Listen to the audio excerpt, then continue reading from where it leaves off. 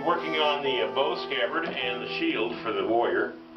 First I'll do the bow scabbard, and then I'll do the shield. And Gloria D and her husband let me borrow this headdress, which is still under construction. She hasn't done the beadwork for it yet. These are turkey feathers. They're not real eagle feathers. The real eagle feathers would be illegal for her to sell, and so she does them out of turkey feathers. This is for sale, and any of you are interested, let me know. Alright, I'm going to get to work. Alright, I'm going to start the bow scabbard first, because the shield will be on top of that. And this is what the hand of the Indian is holding on to, is the end of the bow scabbard. So I've got to get that going here. Alright, let's get this door going. And get my research there and clear the table. And let's get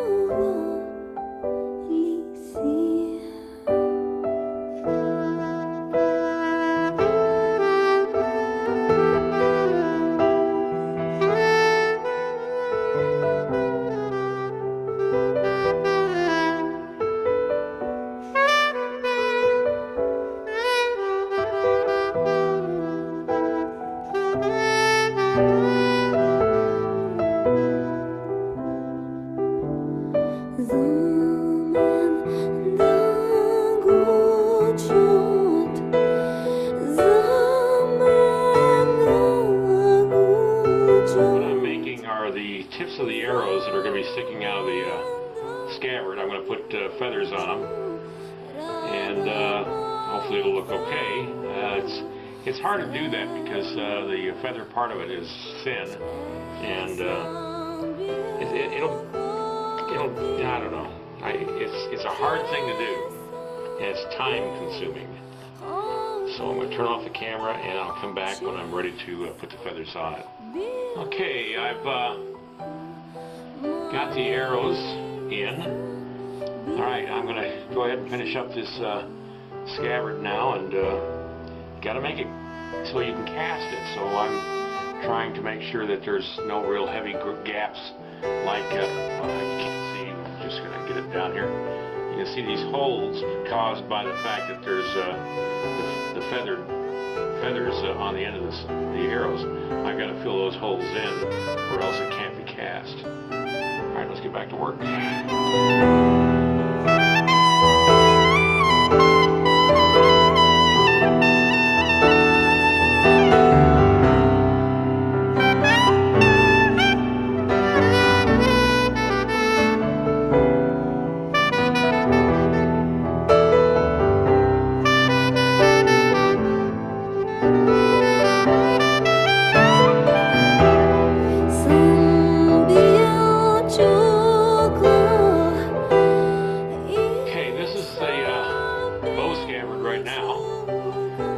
This will have fringe hanging from this edge here down, maybe that far down. I'm going to wait till I get it on its back, on the back of the Indian, before I do that. This will have fringe coming off the end of it here. But I've done 3 rows of beadwork, and the trade cloth underneath develops the 4, and so you got 7 altogether, which is a sacred number. And I did that on both the bottom and on the top, instead of making it one solid bead pad. This is trade cloth sewn onto the top edge. You'll see why that's there in a little while. I'm going to go ahead and start the bow scabbard, and I think that's probably about as much as I'm going to get done today, because it's time consuming to make something as simple as a bow scabbard. I mean, you got to have the shape, and you got to know a little bit about how big it's going to be and all that stuff. And certainly the arrows, and you can see I've filled in the holes. The arrows are hard to do and make them look like arrows. So let me get started on the bow scabbard, and I'll be back. I'll go ahead and video that.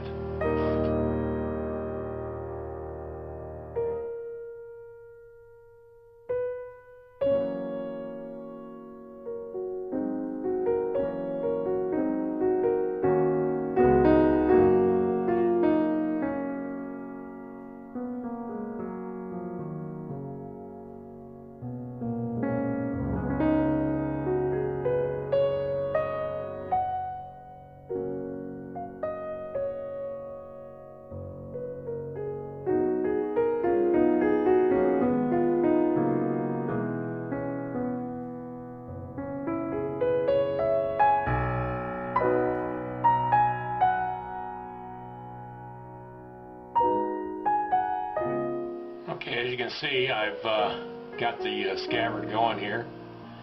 That's as far as I'm going to get today. I'll show you here in a second where I'm going to place it on his back. Well, you can see how it's going to be positioned on his back. His hand will be attached to the bottom part of it. I'm going to have to move this arm back a little bit, about there, to make it attached to the piece. That's why you don't finish off the hands on these things until you know what you're going to be, if you have to make any changes. It's looking pretty good. And then the shield will be right, it'll go over this stem here, but it'll be right on his back, and I'll make that the base for the shield out of cardboard. You'll see that Monday, or not Monday, but tomorrow. So I'll call it quits for today and come back tomorrow and get back to work on it, and we'll see how far I can get tomorrow.